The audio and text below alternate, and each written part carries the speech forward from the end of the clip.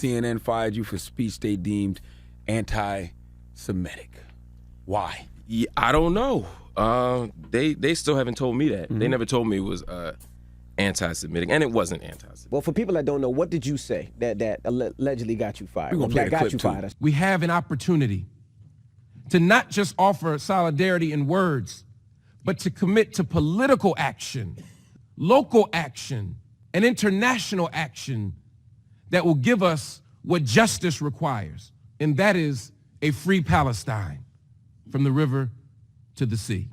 Yeah, I gave a speech at the United Nations. It wasn't like I had like a one-liner. It was a 22-minute speech where I laid out a criticism of the Israeli government.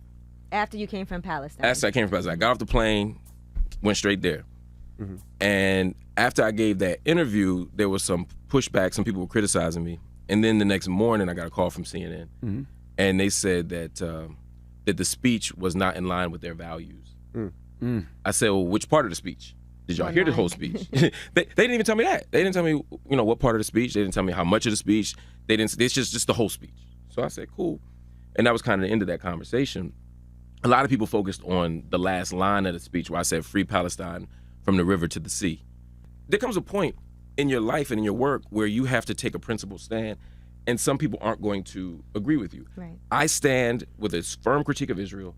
I stand in solidarity with Palestinian people, and I also stand against anti-Semitism. Those aren't competing claims.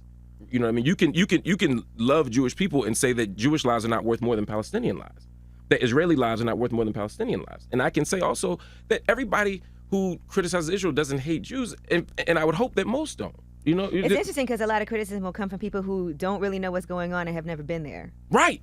And when you go there and you're walking through a place like Isawiya, and I'm watching an 80-year-old man have to pull down his pants at a checkpoint, the lack of, when I'm watching children go through checkpoints, the ritual humiliation of being a child walking through checkpoints, when I'm watching women have to go through forests and bushes to go around checkpoints, 80 and 90-year-old women to sell vegetables in East Jerusalem, and then they get fined and they lose all their money. When I'm watching children getting beaten with nightsticks, when I'm watching stop and frisk on Via Dolorosa, the very walkway where Jesus occupied the 7 stations of the cross, when I'm watching that happen, and I'm also watching children being stopped and frisked, which is outside the tradition of any religion.